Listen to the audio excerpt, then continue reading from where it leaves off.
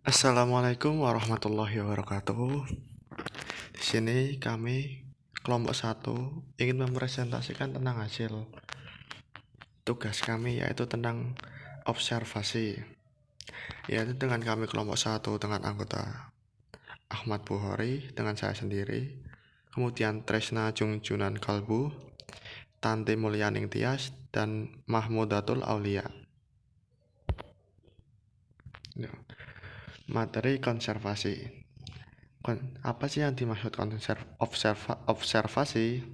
Observasi secara umum yaitu ialah aktivitas untuk mengetahui sesuatu dari fenomena-fenomena. Menurut para ahli observasi yaitu menurut Nawawi dan Martini, observasi ialah kegiatan mengamati sekaligus mencatat unsur-unsur yang muncul dalam objek penelitian. Pencatatan dilakukan secara urut dan disusun secara sistematis berdasarkan kaidah yang berlaku. Kemudian menurut Sujana, observasi merupakan salah satu metode penelitian yang digunakan untuk mengukur segala tindakan objek yang sedang diamati. Jenis-jenis observasi. Yang pertama, observasi partisipasi, yaitu observasi yang dilakukan dengan cara pengamatan atau orang yang melakukan observasi ikut terlibat secara langsung dalam kehidupan objek.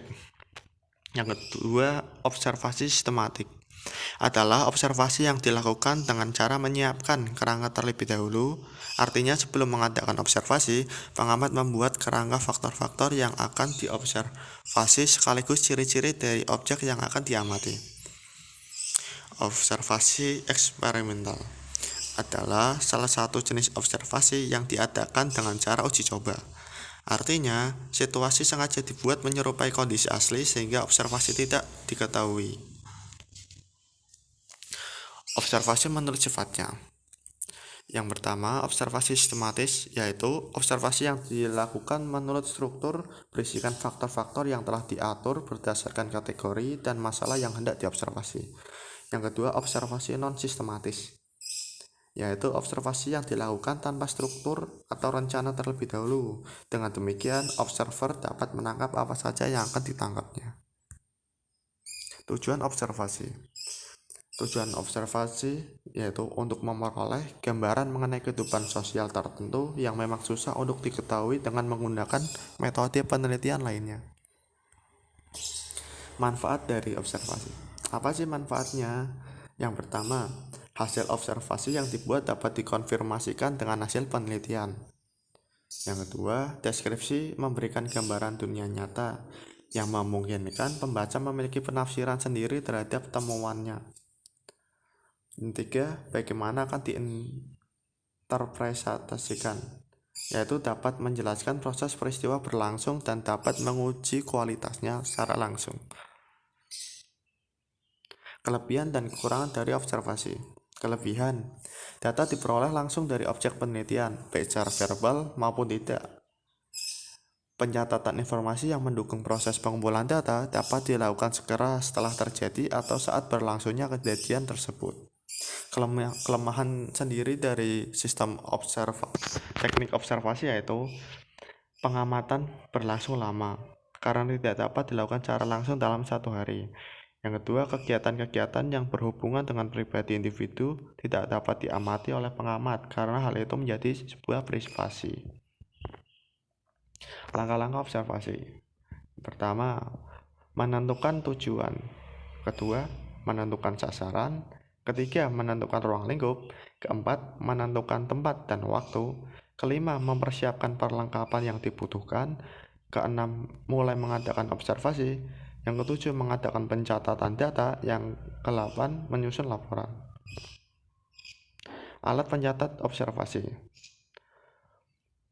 Yang pertama, anecdotal record, yaitu alat untuk pengamat dapat melakukan pencatatan tentang kejadian yang berlaku dengan suatu kasus atau individu. Yang kedua, checklist, yaitu observer atau pengamat memberikan tanda cek atau tanda-tanda lain terhadap ada tidaknya aspek-aspek yang diamati. Ketiga, rating scale, yaitu alat pengumpul data yang dipergunakan dalam observasi untuk memperjelas atau menggolong atau menilai individu atau situasi. Yang keempat, mechanical device, yaitu observer atau pengamat menggunakan alat-alat yang lebih sempurna untuk mengadakan observasi, misalnya dengan alat potret, tape record, dan lain-lain. Bahan dan syarat untuk observasi. Bahan dan syarat untuk melakukan sebuah observasi yaitu yang pertama, harus ada pelaku atau partisipan.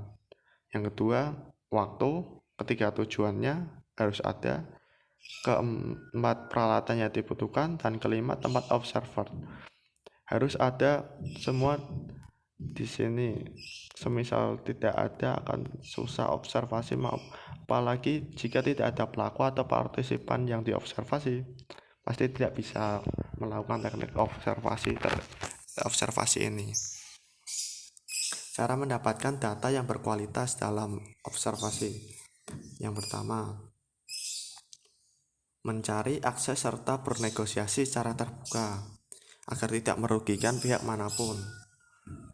Melakukan sampling untuk menentukan orang yang menjadi partisipan. Menentukan teknik observasi yang diinginkan. Hal ini karena pemilihan teknik akan memengaruhi keberagaman atau variasi data yang dihasilkan. Yang terakhir, pahamilah kode etik dalam observasi. Sekian dari pemaparan kelompok 1 tentang observasi. Terima kasih. Wassalamualaikum warahmatullahi wabarakatuh.